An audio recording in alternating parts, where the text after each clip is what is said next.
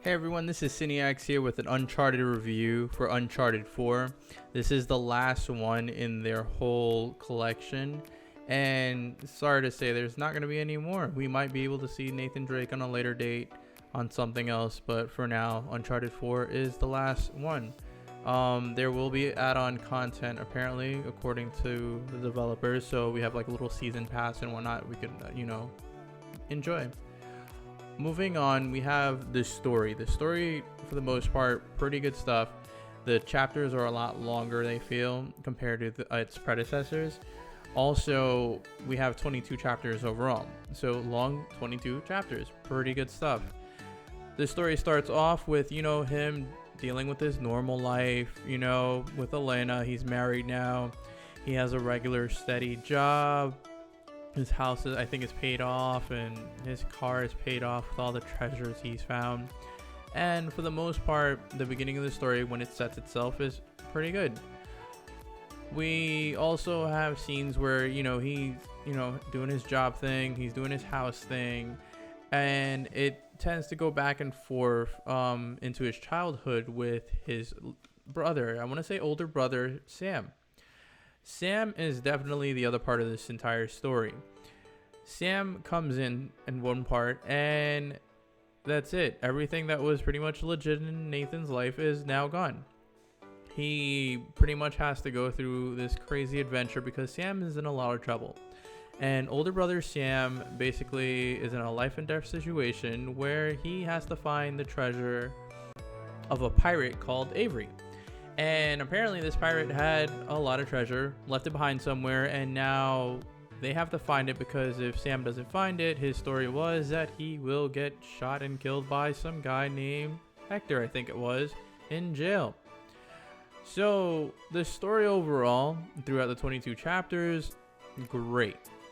You have your plot line, you have your plot twist, you have your randomness, you have your romance, everything is there, all your elements are there. Towards the end, when you get to the ending, there's a nice epilogue. I'm not going to throw out any spoilers, but the story is pretty much glued together perfectly. Everything rolls out without a problem. There's no boring parts to it. There's always something going on for the most part, especially when, that one infamous scene when she finds out. Oh no. Anyways, moving on. So, moving on to the topic of graphics. Graphics overall, really good. Everything looks, I want to say for the most part, you got your, the game's supposed to be 1080, what was it, for 30 FPS last time I remember? Or is it more than that? It actually doesn't say here. Anyways, well, pretty much there's actually scenes where it looks like it's 60 FPS. I've had times where I walked away from my work area, and when I would look back, the screen looked a little, I don't know, it looked more or less around 1080 to 60 FPS. And I was actually impressed with a lot of the graphics. There were a couple of graphic issues later on in the game where certain items would not load correctly. So I had an old lady sitting in front of me tell me a story, but her chair behind her was very distracting because it was still pixelated, even though she was all, old ladyish and everything was all detailed. So a couple of graphics issues here and there, but nothing too crazy. The water looks nice. There were a few situations with the water where the water would go one way, I'd jump, and then it would take me a whole different way. So, here and there were a couple of issues, but overall the graphics were on point for the most part. Now, moving into a crazy part of it, gameplay. Gameplay overall is definitely a huge thing. We definitely have changes in the stealth. Stealth was improved all the way across the board. Stealth was amazing now. It was actually something you could actually use and get away with this time. Before in 1 and 2 and 3, it was like, do I really want to use it, or I just want to just blow shit up and get away with it? Now you can actually use kind of like a blend of both if you want to. Sometimes you can get away from the enemies and you can go back into stealth mode. For the most part, I'm not doing stealth. It's just no point. I always like to shoot things, and that's what the game is. It's a shooter. It's a third-person shooter. Love third-person shooters. You already know this. And it's a lot of fun. a lot of the shooting mechanics were fixed compared to what was going on in Uncharted 1, 2, and 3.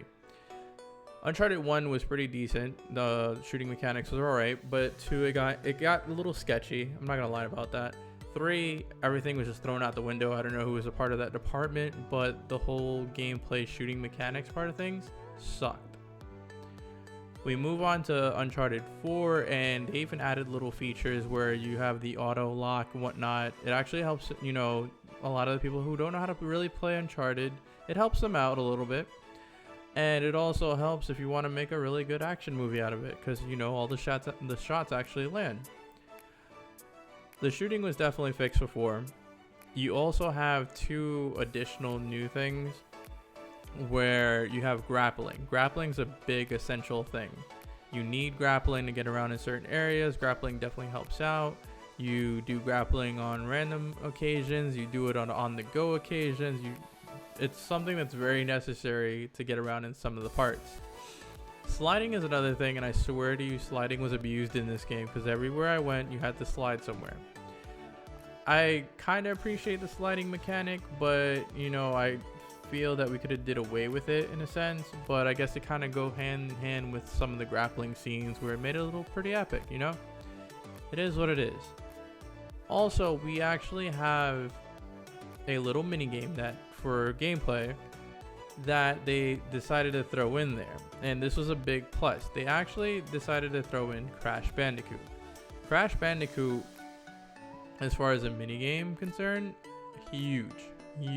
Everybody wanted to play Crash Bandicoot on PlayStation 4, and they pretty much got their wish in a weird way by playing this little segment of Crash Bandicoot on the PS1 versus the PS4 as Nathan. A great add-on to it, and it was pretty huge. It was something that, like, I would actually like to go to, because I don't know what happens if you actually get that high score. I would love to know. Overall, the gameplay was pretty much on point. And as far as a replay value, it definitely has a huge replay value. The story is good and everything, but a lot of the encounters are some stuff that you would actually want to go through again. They also actually have a trophy where if you complete the game within, I think, 6 hours, you get that trophy, and, you know, you're one step closer to your platinum trophy. So definitely it does have its replay value. Another topic I would definitely like to cover is the randomness of the game. Surprisingly, versing 1, 2, and 3, there was no type of randomness in this game. The game pretty much kept to its legit self. Everything was all, you know, somewhat realistic for the most part.